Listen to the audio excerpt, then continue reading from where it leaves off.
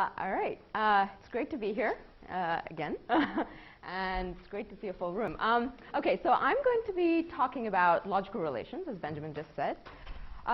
So let me just sort of say a few things about setup and what the lectures are going to cover and things like that. Okay, so.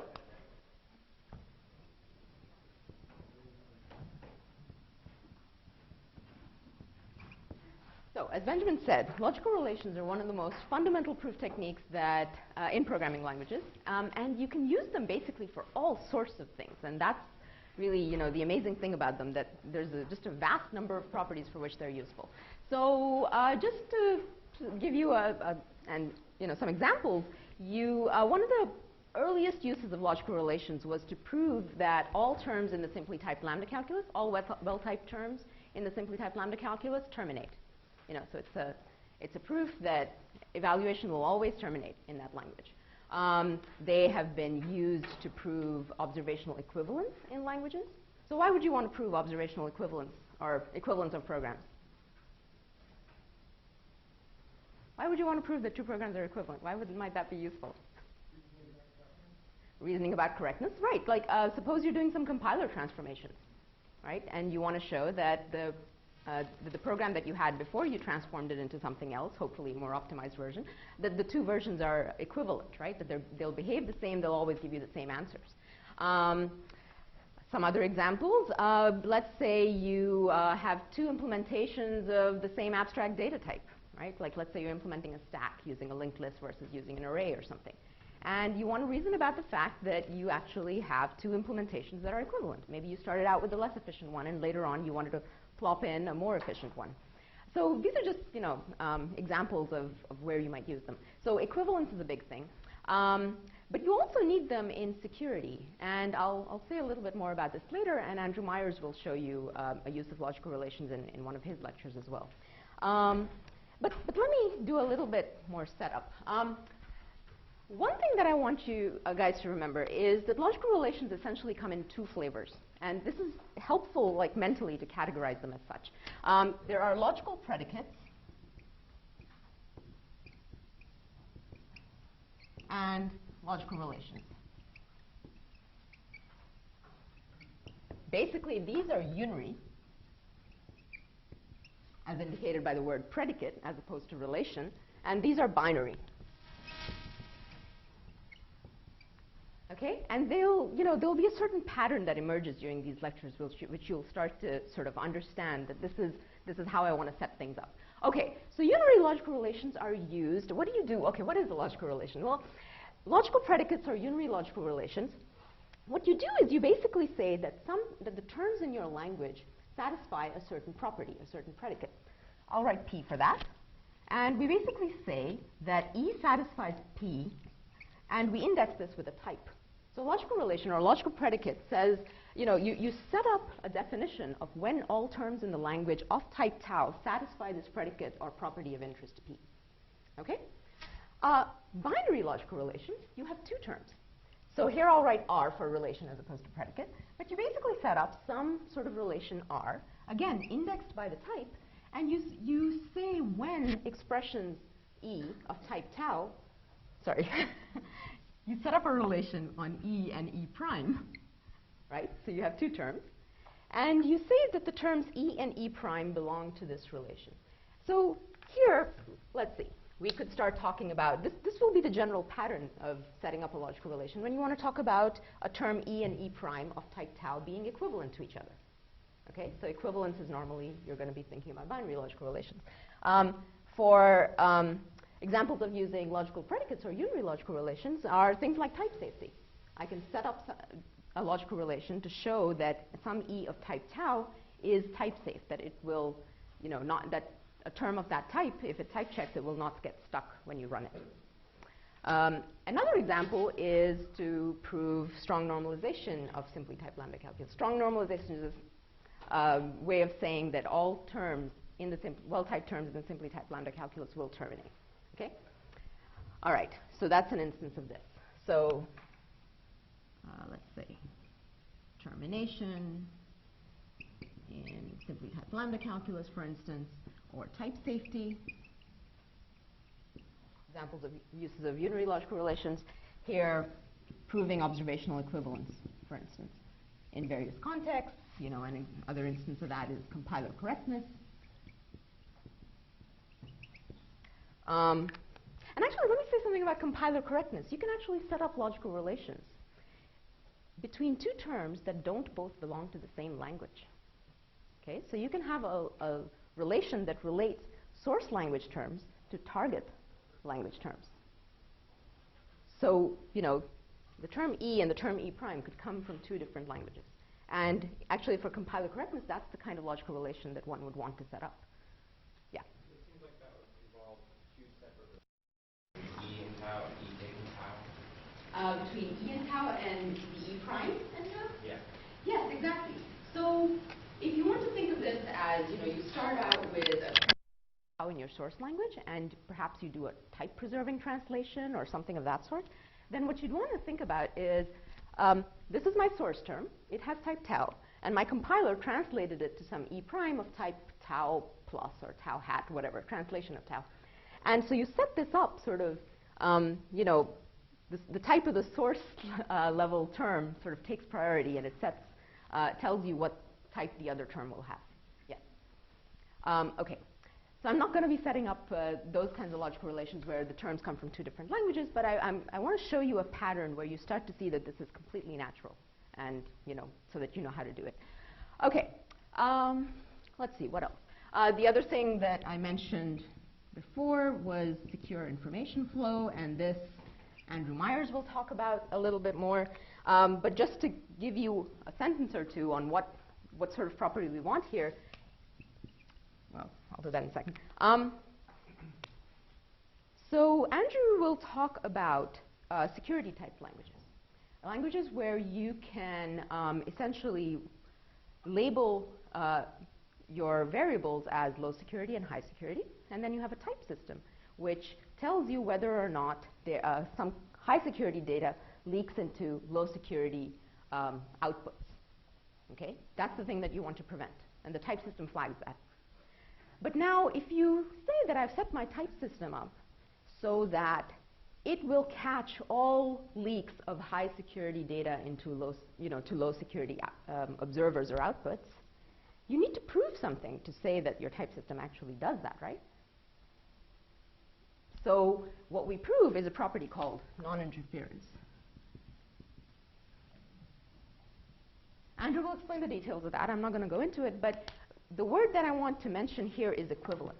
Basically, the theorem, non-interference theorem, what it says is that if you have a program and you run it with the same low security inputs, but different low security, sorry, I said that wrong. Let me start over.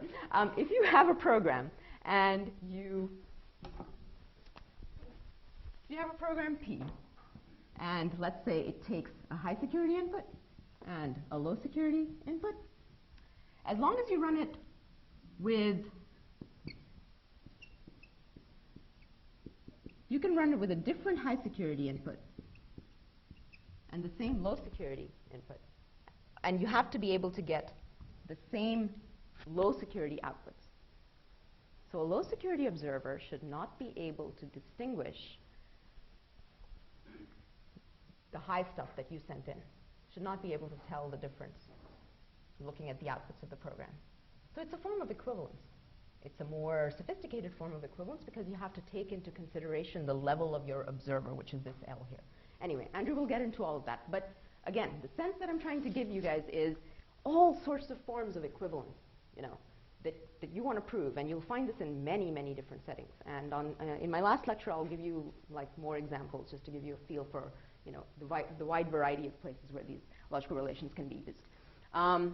Okay, so let me give you a bit more detail on my plan.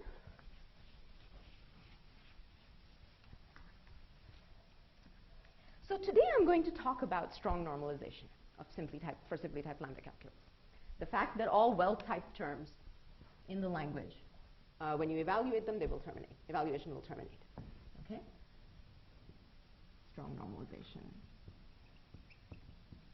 for simply typed lambda calculus. All right.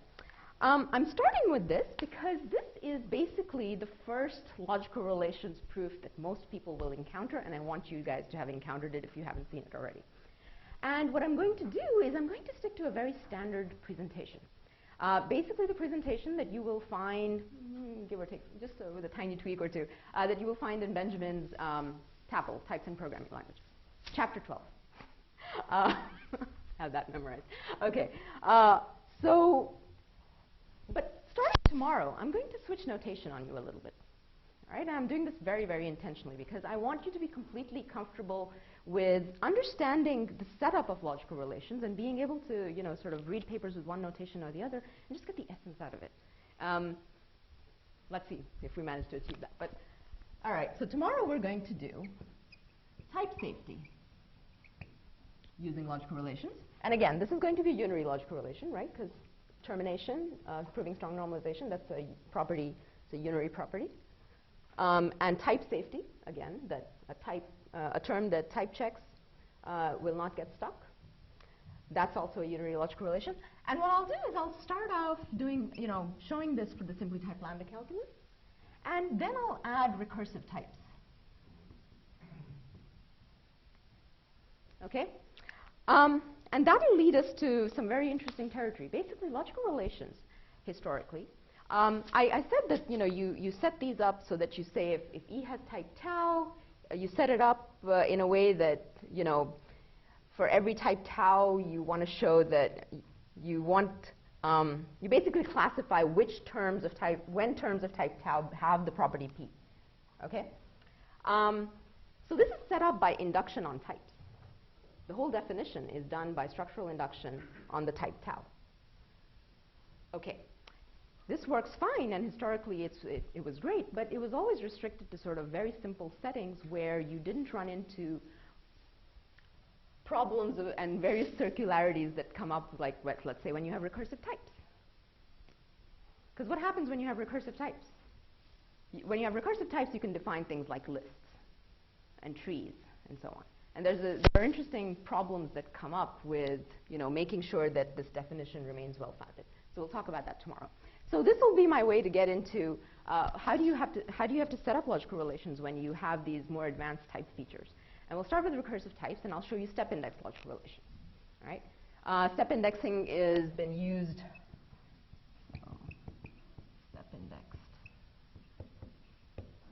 Step indexing is a form of logical relations that's been used with a lot of success in many, many different settings. Basically, anytime you run into certain forms of circularities, this comes in handy.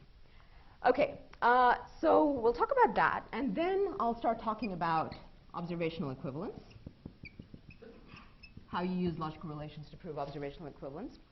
And here we'll talk about, are people familiar with parametricity, representation independence, at least the terms? Yeah, I see some nods. Okay, good. So we'll talk about those notions here. So we'll start talking about abstract data types and so on. And then, finally, we'll talk about mutable references. Mutable references, as in when you have references in your language, you have dynamic allocation, you can allocate memory on, and you can update it. And here we'll talk about ML-style sort of references where, a memory cell always contains a value of the same type throughout its lifetime. All right? And this leads to some really, really complicated issues. But we'll see that the step indexing trick just sort of, manages to fix all the problems that come up, in a sense. And that'll be where we stop. But I think that by the time we get over here, you'll have a very good sense of the setup, and you'll be prepared to, read all sorts of latest research papers and so on, even if they're much, much more complicated than what we've covered here. All right? Okay, so let's get into it. Any questions? All right. So let me pull this down.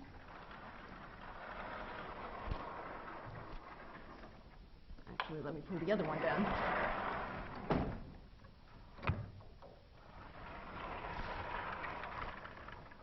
So here's the simply typed lambda calculus. All right? Hopefully you're all completely familiar with this. But let me just kind of go through it.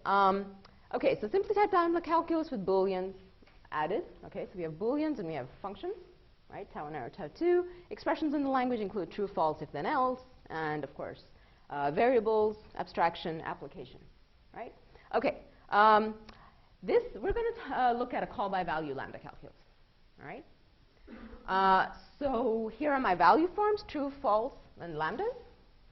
And I've basically defined the operational semantics by giving the usual Felizen style evaluation context. All right. So this is called by value. So in particular, notice here that when you have application, you evaluate here first, and when that's gotten down to a value, then you evaluate in the argument position, and so on.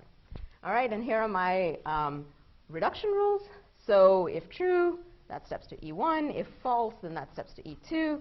The application case, app case, you have a lambda, it's a value, steps to E with B for X, right? Okay, just getting you familiar with my style of writing things in case it's different from anything, from what's been going on before. All right, and then we have evaluation context here to essentially to define the evaluation order. So we need this rule in order to lift the reduction rules up to the level of full expressions. So if you have an expression E that steps to E prime, then we can lift it up to evaluation context using this, right? Okay. Let's look at typing rules. All right, so the form of the typing judgments is going to be that E has type tau under environment gamma. Gamma is a mapping from variables to types, tau. Let me mention a convention. I'm always going to sort of, whenever I write gamma comma x colon tau, I'm going to interpret the gamma to mean disjointness. Okay? So whenever I write something like this, that means that x does not occur in the domain of gamma. All right? Just makes things easier. Okay. So true and false have type bool, if then else, the usual rule. Variables, you have to make sure that x is mapped by gamma to tau, the usual function and application rule. Right? Okay. So what do we want to do? We want to prove strong normalization.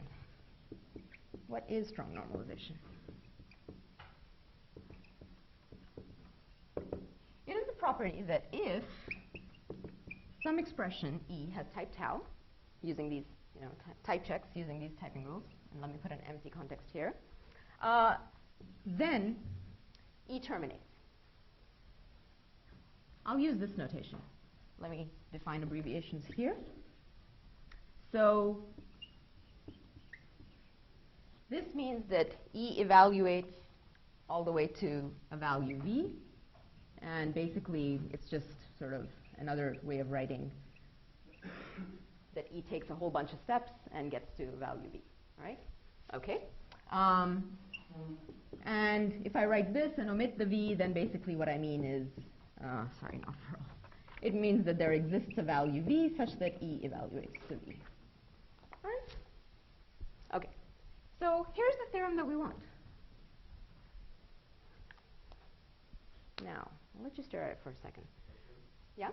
It seems like instead of strong normalization, because you are saying there exists a pathful value instead of that all paths. No, weak normalization is when all paths to normal forms, all paths reach the same normal form. So if E evaluates to V1 and E evaluates to V2, then V1 and V2 are the same normal form. Strong normalization is where you say that it must terminate. So this says that if E has type tau, then there exists a value V such that each E reaches V. So evaluating E will always reach a value. Okay, but in this case, it's deterministic anyway. But my point is that strong normalization is typically that each reduction path you can possibly take terminates, right? No. Oh, yeah, sorry. Yes, that each reduction path you can possibly take terminates, yes. However, here you only have one, so it doesn't matter. Yes, exactly. Deterministic. Yes, I was going to make that. Okay.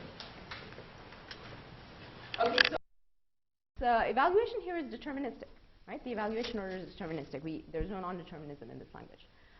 So what does that mean? In particular, that means that, well, yeah, so this is something we rely on in the proof a bit.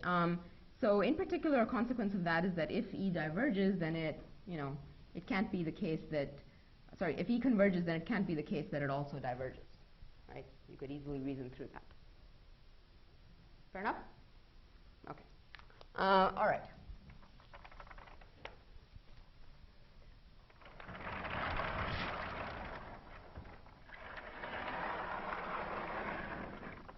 Okay. So if I were to ask you to just go off and prove strong normalization, there's the statement of the theorem right there.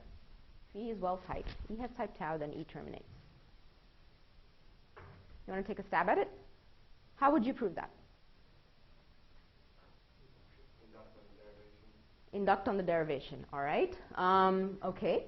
And induct on the derivation. So, okay. So anyone want to sort of think this through, what might happen? So if we induct on the derivation, let's see. We have the true case and the false case. Clearly, those terminate, right? If then else, all right, so we'll apply our induction hypothesis. We know that E terminates, okay, gives us back a Boolean, and we know that E1 and E2 terminate, so, okay, the if then else case should go fine as well, right? Maybe, for those who are kind of following this rough thing. Okay, what about the, okay, let's do the lambda case. Does lambda terminate? Yes, it's already a value, great. How about the application case? If we were just inducting on the derivation, so what do we get from our induction hypothesis? So we're trying to prove that E1 applied to E2. So we know that E1, E2 has type tau. And, you know, the typing rule tells us that E1 has type tau2 arrow tau, E2 has type tau2. Okay, we're trying to show that E1, E2 terminates. By the induction hypothesis, we know that E1 terminates and that E2 terminates. Now what? What? You mean switch to a different proof method, exactly, right? Okay, so what just happened? Well, if E1 terminates, then it has to, it's a function type, all right? So it has to be a lambda of some form. E2 terminates, let's just call it, it evaluates to some sort of V2. So now we still have to show that E1 applied to E2 terminates. That means what's happened so far, we've taken a bunch of steps. E1 has become turned into this, you know, has evaluated to this lambda. Lambda has gotten applied to a V2. So after a bunch of steps, we're here. But now we have to show that E with V2 for X terminates. We'll have to show that, right? And now there's nothing more that our induction hypothesis gives us. We were doing induction on the typing derivation. Or you can think of it as induction on the structure of E, on the size of E. These are all sort of equivalent ways of saying the same thing. But basically, our induction hypothesis here isn't strong enough. All right? And that's where logical relations come in. At its core, logical relations are a way of strengthening your induction hypothesis enough to get a lot of these properties of interest through. And the problem case will almost always be, you know, something to do with the lambda form, with functions. Not always. There are more advanced features that complicate life too, but at least for starters. Okay, all right, so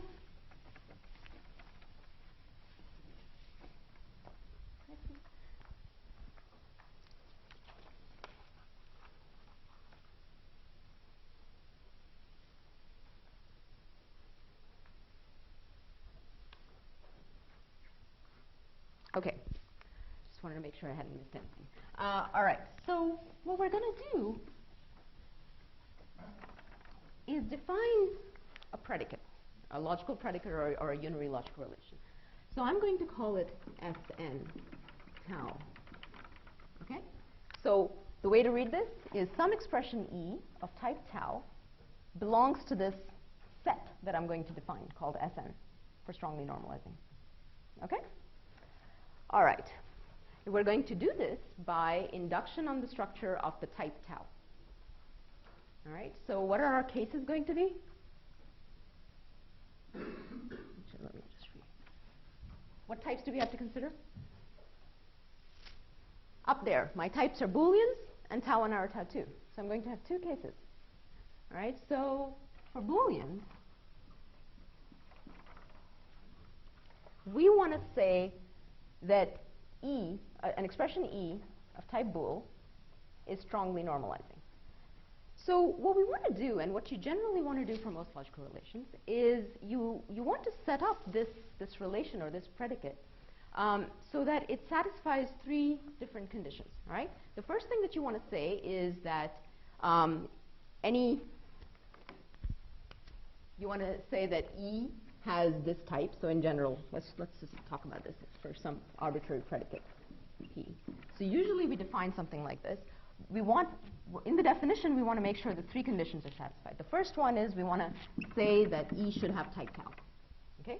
We want to build this condition in. You can also set up untyped logical relations, slightly separate topic. We'll talk about that later.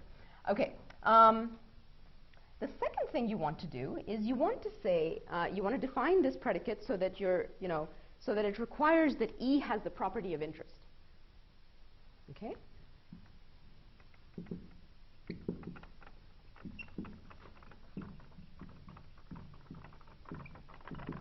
In this case, the property of interest is that evaluation of E must terminate. That's the condition we're interested in. Okay, so let's just keep that in mind, and we'll go back and build the definition in a second. And then there's a third condition. So this condition basically says, this is the part where you need to, what we just saw in our attempted proof of strong normalization was that we didn't have a strong enough induction hypothesis. All right? And why wasn't it strong enough? In a nutshell, it wasn't strong enough because it didn't capture something about what happened at the elim form for functions. The elimination form for functions is application, right? Someone gives you a function. What do you do with it? You apply it. Okay? But when you apply it, something happened, right? We had a lambda term. It was being applied to a V2. And then we needed to know something about the body of the lambda after the beta reduction, right? We needed to know something about how that behaved. So backing up for a second, this condition that we want needs to say that membership in the relation is preserved by evaluation of elim forms. It's preserved by the elim forms, okay? And we'll see that this is not always sort of built in, but okay, I'll get to that in a second. Logical relation is preserved by evaluation of elim forms. Okay? And for us, what that's going to mean for this particular thing is that when you, let's say in the case of lambda, when you do an application, you want the expression to still belong to the logical relation. So let's get to that concretely. All right, so we want to build this. I have an expression. I want to say that this expression at type bool is strongly normalizing. So let's build it with all of these conditions. So we're going to say that E must have type bool. So E is strongly normalizing at type bool. If E has type bool, that's condition one. If the E has the property of interest, so we want it to be the case that evaluation of E terminates. And by the way, here E is a closed expression, so keep that in mind for now. The relation that we're building is a relation on closed terms. It doesn't have any free variables. Okay, we'll generalize it to free variables later. All right, so that's condition two. Condition three, the logical relation is preserved by the evaluation of elim forms. What's the elim form for bool? If, okay. But I'm not going to build anything more into this. And I'll come back to that in a second. When we did our naive proof earlier for using just induction on the structure of the derivation, if went through just fine, right? Nothing went wrong there. Keep that in mind for a second. Okay, so we're done with bool. Now let's talk about functions.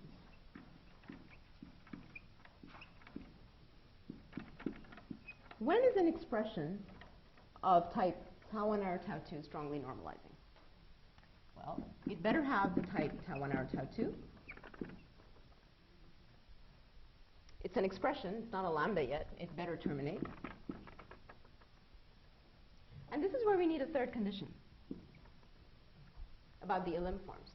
What we want here is, basically we want to say that given an arbitrary, let's call it E1,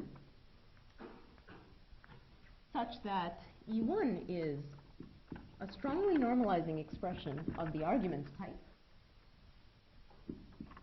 it better be the case that when we take E, our expression of function type, and apply it to this E1,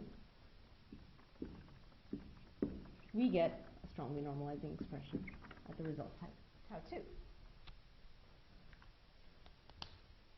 Now we'll see this in a proof for a second, but basically what we're trying to build in is this third condition. If you give me an input, an argument that is strongly normalizing, then applying the function, essentially, to that argument will be strongly normalizing as well. So this, we're building in this requirement into the definition. Okay. Now, is this definition well-founded? We were defining it by induction on the structure of the type, right? So here, this looks perfectly well-founded. Here, when we define it for tau1 or tau2, we're defining the set Sn, essentially, right? The set of expressions Sn at the type tau1 or tau2. But in the definition, we only use Sn, the definition of Sn at a smaller type, tau1, and a smaller type, tau2. So yes, this is well-founded, because these types are smaller than tau1 or tau2, right? Okay. All right. So now let's see. So one thing that I want to let's mention that. I'm just going to erase this. Is that all right with everyone? Okay. Okay. So notice we've just built this relation. Now, the theorem that we want to prove is still the one up there, right? That if E is well-typed, then it terminates. The evaluation terminates. Okay. So how does this definition of Sn fit in? Basically, what we're going to do is we're going to do the proof in two parts. We're going to show that if E has type tau, a closed term, then it is strongly normalizing, or it belongs to the set that we've just built. All right, so this is going to be part one of our proof, or one lemma. And the other lemma that we're going to prove then is that any term E of type tau that is strongly normalizing, or rather, whenever E belongs to this set Sn, then if you evaluate it, it will terminate. Yeah. Yeah, because it's a condition. Precisely. I just want to make it completely obvious, right? So what he just said is that proving 2 is a no-brainer, essentially, right? Because we've built it into the definition. I mean, look at it. How would we, let's prove 2, just to convince ourselves completely, all right? So how would we prove 2? Well, let's prove it by induction on tau, all right? We have two cases. We have a case for Booleans. We have to show that E terminates. Oh, the definition tells us that it does. So we're good. Right? There it is. Okay. Now we have to consider the case where tau is a function type, tau1 or tau2. Right? We have to show that the expression terminates. Okay, let's go look at the definition. Oh, right here. Okay, so basically, this is trivial. We've built our definition so that the property of interest is built in by definition. So really, all the work is in this first lemma right here. We have to show that every well-typed term, every well-typed closed term at least, of type tau belongs to the set Sn at type tau. Okay? So let's take a look at how we would do that. Yeah? What part of what you're doing is in the semantical part, and what part is it in the proof? Because you defined this Sn and you said, well, this is the condition. Yeah. Are those semantical conditions? Or what is Semantic how? In what sense are you using? I mean, you wanted to mean something, but then you said, well,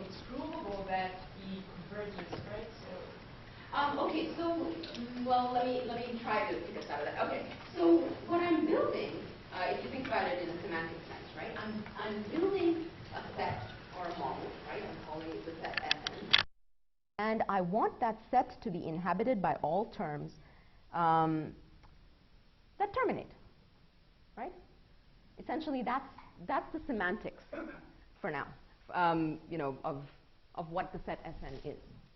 Okay, but basically, all Sn is just sort of a way of strengthening our induction hypothesis so that we can prove that any well-typed term does, in fact, belong to the set Sn at the appropriate type. Does that make sense? Every well-typed term must belong to this set or this model, you know, that we built. Okay? Yeah. So can I understand? Is to find some logical relations which is as strong as the one that we want to prove, then prove that one instead. If you want to define, say that again. So there is to find some logical relations which is as strong as the one we want to prove, which is determinate, then prove that one instead. Yes, exactly. I mean, and you need to go through this condition because it allows you induction hypothesis. Okay? Because when we tried to prove this directly, going from here to here, we failed because our induction hypothesis wasn't strong enough. Okay? And this will become a little more clear as we step through the function case and of the proofs. Okay. But we still have another problem. Okay. We have defined when closed terms are strongly normalizing, right? And the theorem that we're interested in is about closed terms. If you have E, it's a closed term of type tau. It doesn't have any free variables, right? It type checks under the empty environment. Then we want to show that it terminates. Now, here's the thing that we're trying to prove. How would we prove this? Again, just the mechanics of how would you, here's a theorem or a lemma, how would you prove this? By induction on? By induction on the derivation, okay. I think that's exactly, completely the most logical thing to do. So if we do induction on this derivation, we are going to hit the lambda case, right? At that point, even though we're trying to prove this for a closed term, in our premise, we're going to have some free variables, right? So we can't just prove this for closed terms. We have to generalize. We can't prove this directly. We have to prove some theorem about open terms. So if E has type tau, it's well typed under gamma, then what? Well, then we basically want to say that we want a certain way of closing off all of the free variables that appear in E with appropriate values. So let's do that with a substitution. I'm going to write little gamma to be in a substitution, and basically it means that it's a mapping from term variables to values. Yeah. Can you just say we add for all at the beginning, and if we add for all at the beginning, then this expression term, like it's talking about normalizing or whatever, the one which doesn't have the for all. So tell me what for all would you ask? Just for all the free variables. For all the free variables? Okay, so that's sort of what we're trying to do. We're trying to say that for all the free variables that appear in gamma, if you give me values that have a certain property to substitute for these free variables, and that's what these values are. I'm just trying to write it with a sort of substitution from shorthand. You give me some, for all values, v1 through vn, you can give it to me. I want to be able to plug those in, essentially, right? So what I want to do is, since E is an open term, I want a closed term. So I want to close it off with a substitution and then prove that that is strongly normalizing. Of course, there's a question mark here. Are you with me? So we have a property, strong normalization, which applies only to closed terms. We're trying to sort of lift that notion up to what do we need to do for open terms? Because we need to talk about open terms in order to, you know, actually get the proof to go through. Yeah. Strong. I didn't mean for all Oh, you meant lambdas. Oh, just to close them off? Oh, I see. So if you just have E, that doesn't quite work. Try it out. I mean, yeah. To get it to work, you'll essentially have to do something like what we're doing. Because at some point, you basically have to hit the lambda case. And that will add variables to your environment. Right? Okay. All right. So what I'm trying to say here is that I have a term with some free variables, and I'm asking you to give me a substitution gamma, which gives me bindings for all of the free variables in gamma. And then I want to use that substitution to close off my term and then prove that the closed term belongs to this set Sn that I've defined. Okay?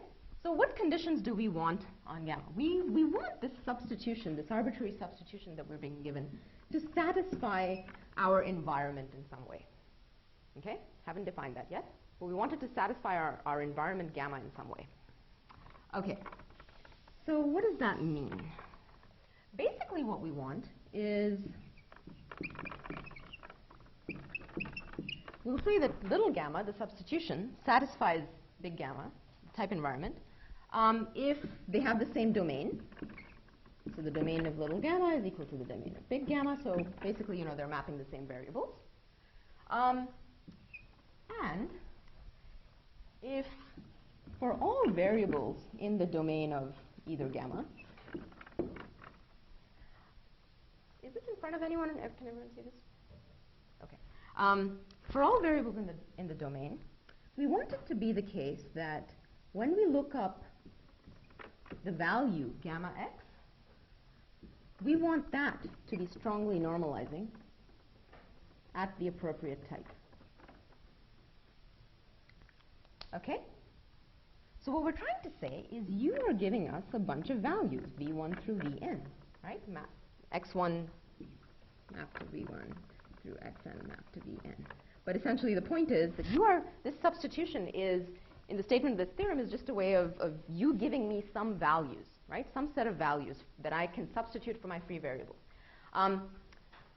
I need these values to have a certain property. I need them to be strongly normalizing in order to push my proof through. Sort of. I need them to be well-behaved in certain ways so that then I can show that when I plug these well-behaved values, in this case the well-behavedness is that these values are also strongly normalizing. What does it mean for values to be strongly normalizing? Let's pause there for a second. Why am I insisting on these values v1 through vn being strongly normalizing their values? Yes? I guess the interesting case is when you have a lambda. And you need to show that it accepts a strongly normalizing value as an argument, then it's also fine. Right. So the interesting bit is not that this value itself, it's already a value, it's already terminated. The interesting case is the bit about the induction hypothesis that we get, right? If that value is of function type, meaning it's a lambda, then we want to know that it belongs to the set Sn tau 1 arrow tau 2 so that we can get this condition, right? This was the bit where we were trying to strengthen our induction hypothesis, and we'll see how this plays into it. All right? So, but the general picture here of this setup, so this is the theorem that we will actually prove, because we can't prove this more restricted form, right, for closed terms. So let me just sort of say another thing about logical relations. Often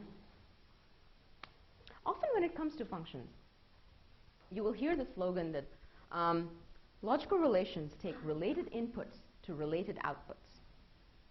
You can use the word related, or you can use the word well-behaved, well-formed, having the property of interest.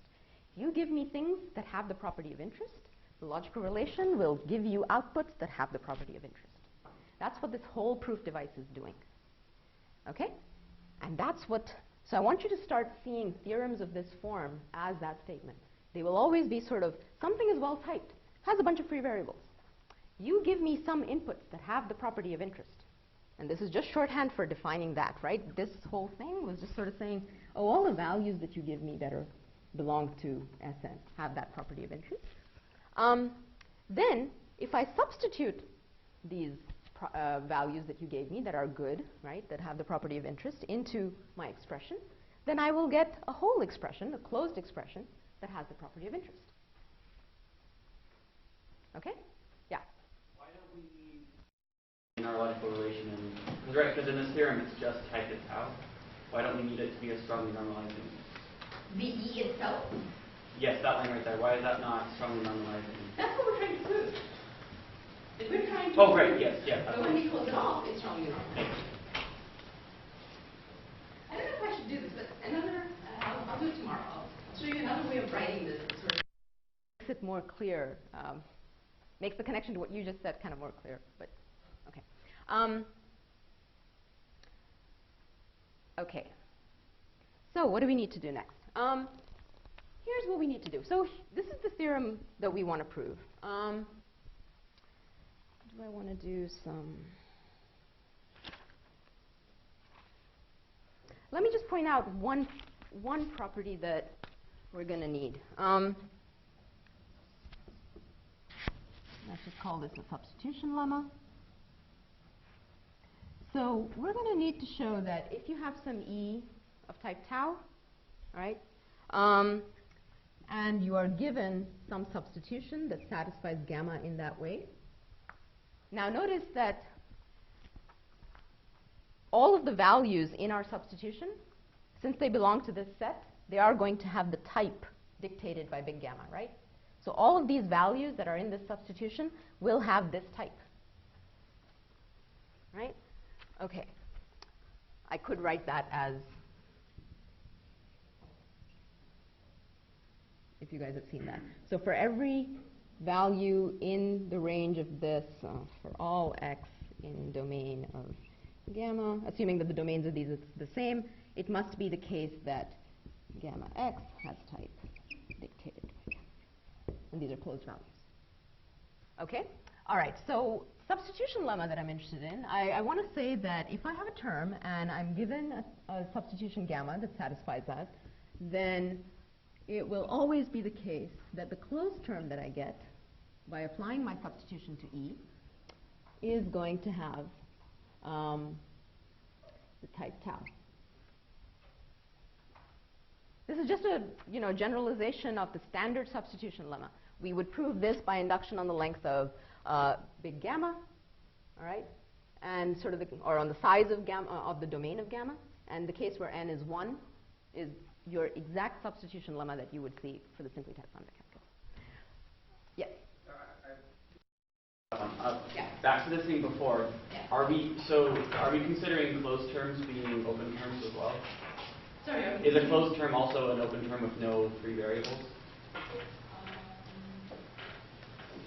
So I guess what I'm wondering is you have this point 1, which was one step before that. Yes. That's for closed terms, correct? That's for closed terms. And so on the right, so I'm wondering if E has no free variables, then we're using the closed term. Okay. What you're trying to say is that once we prove this theorem that we actually want to follow the corollary. So where I'm cut up is if E has no free variables, yes, then how can we directly just say that E has type tau implies that E is strongly normalized? E has no free variables. The thing is, you need to prove the more general theorem, right? Yeah. And then, okay, so let's forget about how we prove this, but let's see how we prove this. Okay. Now, let's talk about whether this follows. Okay. Does this follow the corollary of that? Yes, absolutely. That's the only. Okay.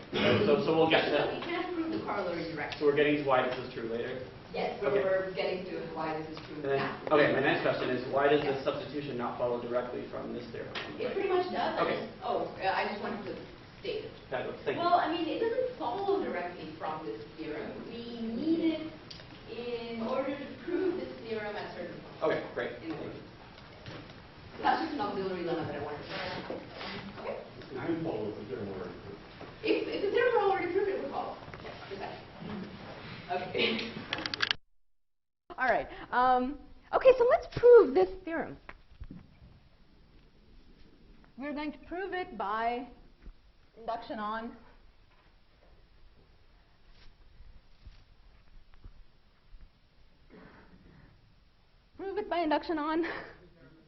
the derivation, exactly. So we're going to prove it by induction on this derivation. Let's do a really, really trivial baby case first. Let's do case where E is just true. Okay? All right, what do we have to show? Okay, we say, suppose that we're given an arbitrary, so suppose we're given a gamma that satisfies big gamma in this way. We have to show that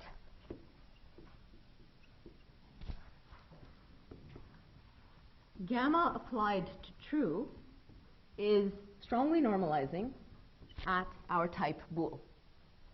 Right? This is what we have to prove, and that amounts to this for the case that we're considering. Right? Okay. Now, so we want to show that gamma applied to true belongs to the set Sn at type bool. All right. First, let's note that this is equivalent to showing that true belongs to Sn at bool. Yeah? Because true doesn't have any free variables. Just by definition of substitution, because true doesn't have any free variables, those two things are equivalent. So suffices to show this. Put an L there. Okay, so now we just want to show that true belongs to this set. Let's go and read our definition and see what we need to do to prove that. We need to show that true has type bool, that it's a closed expression of type bool. Good, we're done. We need to show that true terminates. It's already a value, so we're done. Right? Okay, good. So true is really easy. All right. Now let's do something more interesting. Well, let's do the variable case as well. So the case where x has some type tau. Okay. What do we need to do here? Well, again, suppose that we are given a substitution gamma that satisfies our big gamma. We have to show that when we apply the substitution to our expression, which is x, that is strongly normalizing at this type tau, where, this tau is gamma x, right? That's what you can read off here. Okay. So let's try and show that. Well, so this is an arbitrary tau, right? But we know that our substitution gamma satisfies big gamma. So let's go look at the definition of that. So what can we infer from this fact right here, right? That the substitution satisfies big gamma. Well, we know that the domains of the two gammas are the same. So that means that we already know that x is in the domain of big gamma. So that way we know that x is in the domain of little gamma. And we know that gamma x is some value, right, because it's a substitution. And we know that for all x, that value satisfies the property that we want. So this follows immediately. Right? I could just write this as, this is what we need to show. We already have it built in by definition. So this is immediate. Everyone with me? Yeah? Okay, good. All right. Now, how much time do I have? I have till noon, right? Okay, yes. Okay, so now let's do the application case. It turns out that even the application case is now going to be easy. Things are going to be flipped around a little bit. Before, when we were naively trying to do the proof, the application case is where we got stuck. And the lambda case was just fine. Now it's going to be the reverse. And there's a reason for that. Well, we'll get to it in a second. All right, so let's look at the application case.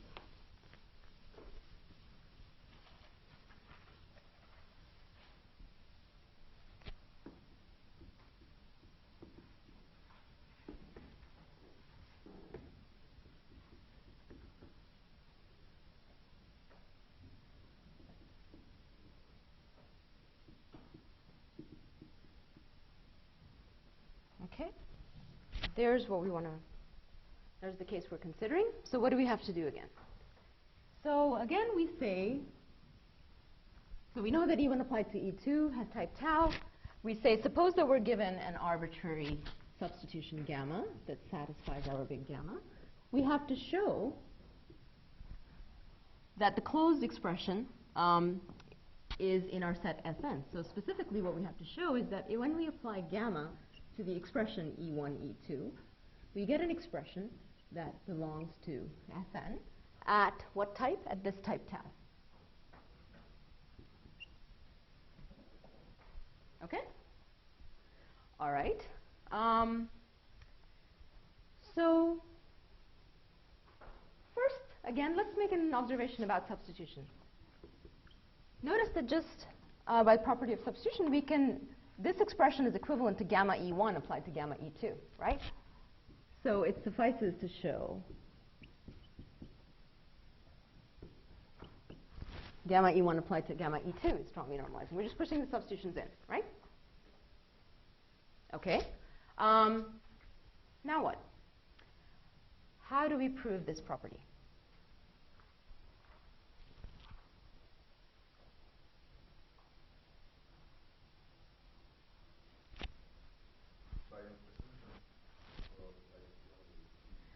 By assumption. Okay, so first what you're saying is, let's appeal to the induction hypothesis, right?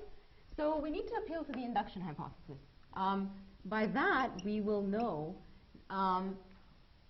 we know that E1 has type tau 2 arrow tau, right? Okay, so what is the induction hypothesis going to tell us? It's going to tell us that, basically this property holds.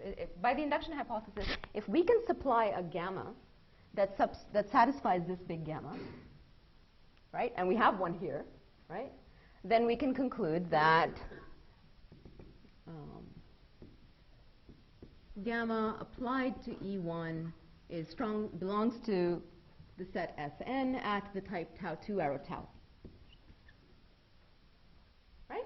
We can infer that just using our induction hypothesis. Okay. Then we can do that one more time, right? Okay, so by IH again, we have that gamma applied to E2 belongs to the set Sn at the type tau 2. Okay. Now, this is the thing that we still want to show.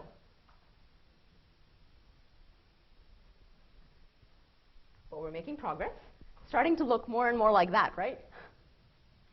Okay. All right. So now, since we know that here's an expression that belongs to Sn at the type tau 2 arrow tau, let's go look at the definition. This is what you were suggesting, right?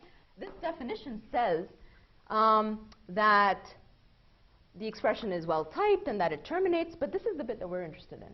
It says that given an arbitrary E1 of the argument type, right, an arbitrary E1 that belongs to Sn tau 1, this property must hold.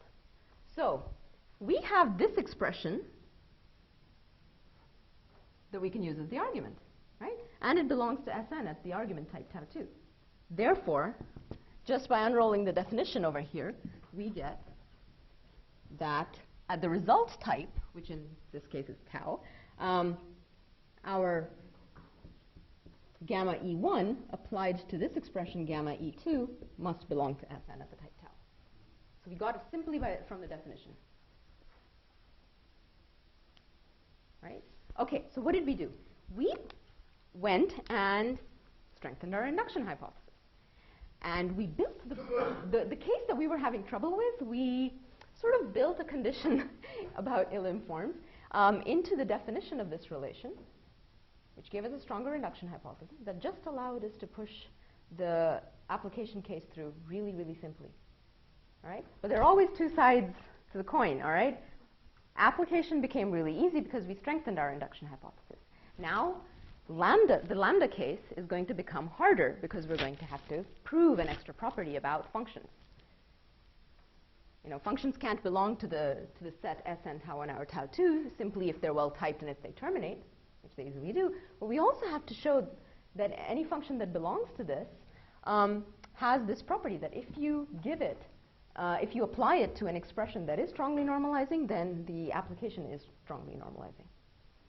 Okay, so let's do that next. Can I erase this? Or should I move? All right.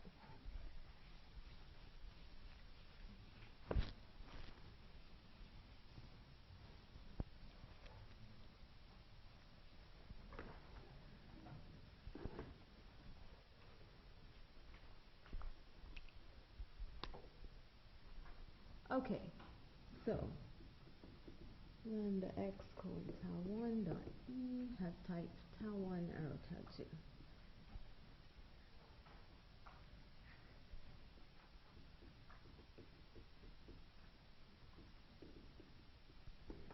So that's the case we want to show next. All right.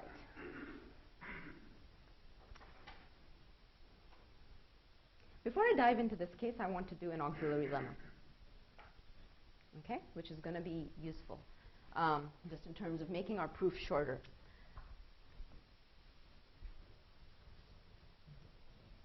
So you will often use something of this flavor in your proofs whenever you use logical relations. So here's what it is.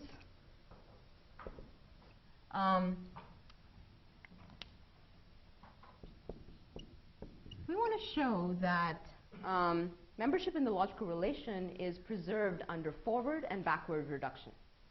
Okay? What does that mean? Basically that if you have some expression E of type tau, and E takes a step to E prime, a single reduction step to E prime, then we want to show that the following two things are true. A, that if, hold on, I want to do this in a certain order. What did I do here? Okay, yeah.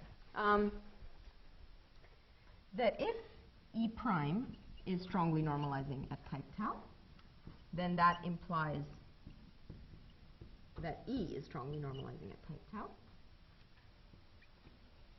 So in other words, you could think of this as membership in the logical relation is preserved under backward reduction. And then we want the forward reduction case. So if E belongs to Sn tau, then E prime does. Okay? So any guesses as to how we would prove this? We'd prove it by induction on, what would we prove it by induction on?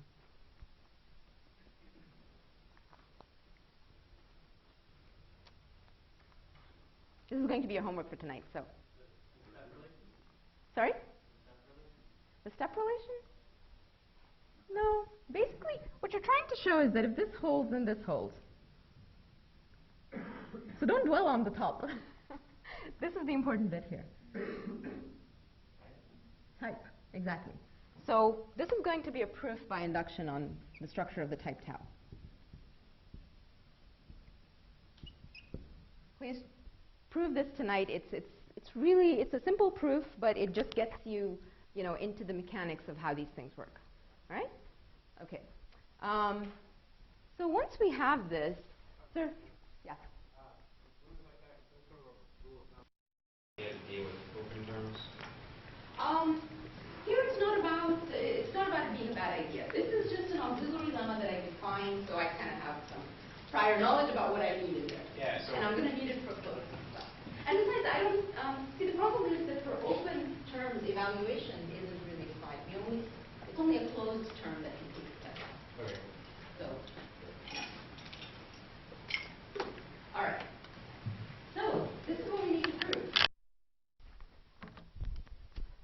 Now, so we have a well-typed lambda, right? A type tau 1 or tau 2. And we want to prove that if we're given an arbitrary substitution that satisfies gamma, we want to show that closing that off gives us a strongly normalizing term. Okay, so suppose that little gamma satisfies big gamma. Now what we're required to show is that, that gamma, the substitution, applied to lambda x colon tau 1 dot e, gives us a closed term that is strongly normalizing, that belongs to our set at the type tau 1 or tau 2.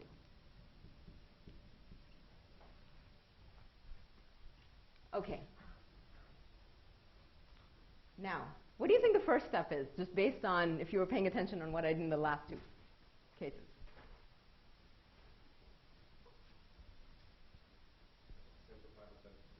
Right. Let's push that substitution in. It's going to make our life easier. All right. So here's where that throwaway comment about I assume that comma in environments means disjointness comes in handy, just to see this, really clearly, right?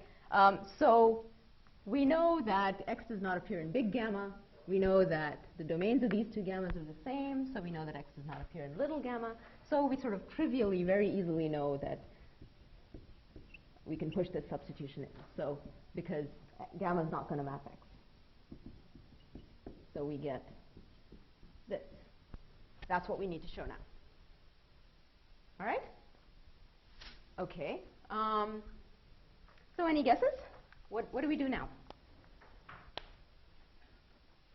Well, this is what we need to show, right? We need to show that a lambda term belongs to the set, our strongly normalizing set at the type tau 1 arrow tau 2. If that's what we need to show, let's go look up what we need to show. All right, let's look at the definition. So in order to show that that term belongs to this set, what do we need to do? We need to show that the term we have has the type tau 1 arrow tau 2.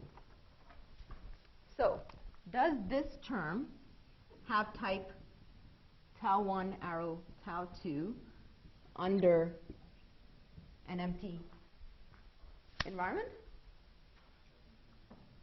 Yeah? And that's why I defined the substitution lemma.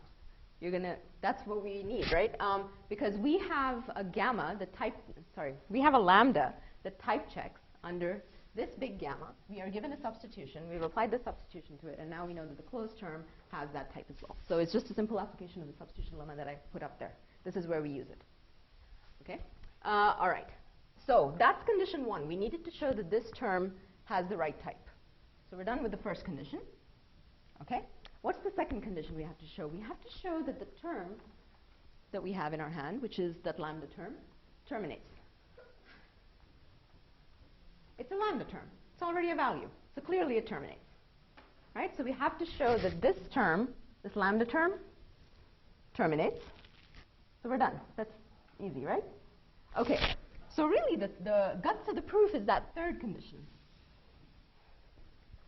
First two conditions were easy. So now what we sort of have left to show is that given an arbitrary E1 that is strongly normalizing at type tau 1, we need to show that if we apply our lambda to that E1, we get an expression that is strongly normalizing at type tau 2.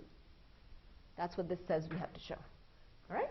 So let's say consider an arbitrary E1. Let me not put the shit there.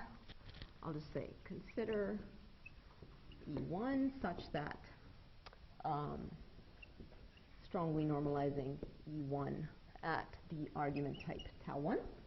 And now what we have to show is that our lambda term, lambda x colon tau 1 dot gamma E, when we apply it to this E1, we get an expression that is strongly normalizing at the result type tau 2. Okay? All right. So now thoughts on how to proceed.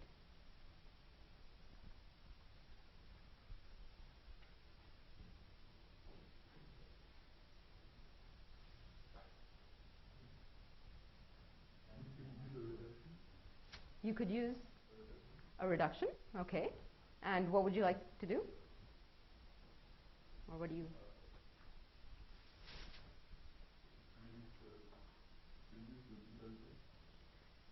Reduce, exactly. Okay, so basically we know that when we have a lambda applied to an E1, well, this is call by value, right? So the first thing that's going to happen is that E1 is going to get evaluated, right? Okay, so we know that the E1 belongs to Sn at tau 1. So let's use this. E1 belongs to Sn at tau 1. E1 evaluates in some number of steps to, I'll do that on the side here. So E1 is going to take a bunch of steps and eventually evaluate to some value of E1. All right? With every single step, because we have this lemma about strong membership in this set being preserved by forward reduction, we can show that the V1 that we eventually get also belongs to this set. Right? So here we have E1, we run it, we evaluate it, we get a V1, and then we know that V1 is also strongly normalizing and that it belongs to the set Sn at tau 1. Okay, so now that means that we have taken this expression, we've evaluated this to a V1. All right? So that means that this expression has taken a bunch of steps, and now we have lambda x colon tau 1 gamma e applied to V1, right? After a bunch of steps. Okay? So if we originally wanted to show that, if we wanted to show that the original expression belongs to the set Sn, now that the expression has taken a bunch of steps, if we could show that the expression that we have now belongs to that set, then we know that the original one would, right? Sorry, that was rather long-winded. We can use that lemma that we've defined about forward reduction in order to show this. Okay, so basically, it now suffices to show that this expression is strongly normalizing. Fair enough? Okay, so now we're going to show this. Okay, and we can do the same thing again, do a beta reduction, and now we end up with, I'm just going to massage this expression right here, we end up with gamma e with V1 for x. So just show that gamma e with V1 for x is strongly normalizing at type tau 2. If we could show this, then we would again be done using our forward-backward reduction lemma. Okay, so this is what we need to show. All right, now what can we do? What have we still not done? Still haven't used our induction hypothesis, right? So let's do that next. We know that the body of the lambda e has type tau 2 under gamma extended with x. So in order to use our induction hypothesis, what do we need to do? We need to supply some sort of substitution that satisfies this extended environment. So we need some sort of gamma prime that satisfies the extended environment gamma x colon tau 1. If we could come up with such a gamma prime, then by the induction hypothesis, we would be able to conclude that gamma prime applied to E is strongly normalizing at the type tau 2. Okay? Help me come up with my gamma prime then. What gamma prime do we want to use here that satisfies this extended environment?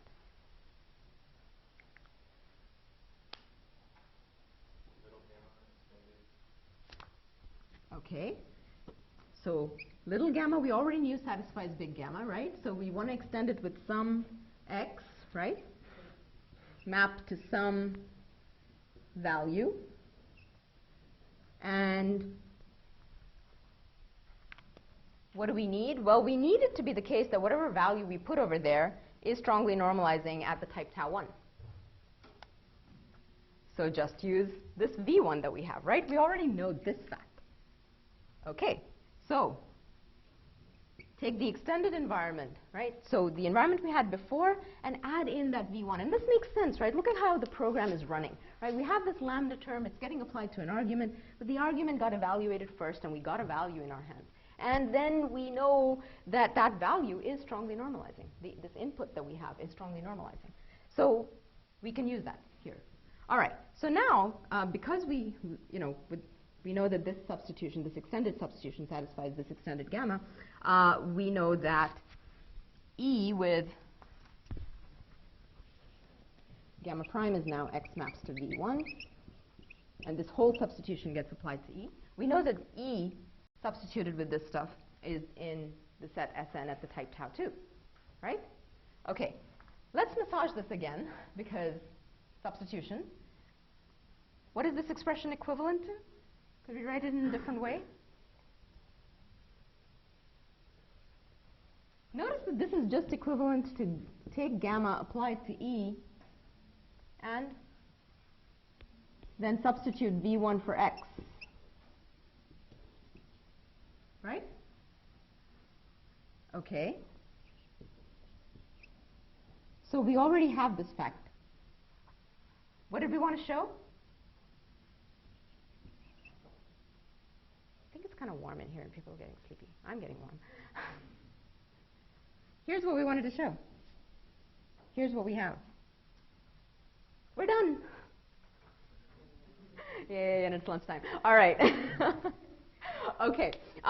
So your task for tonight is to do the proof of this lemma right here. All right. That membership in the logical relation is preserved by forward and backward reduction.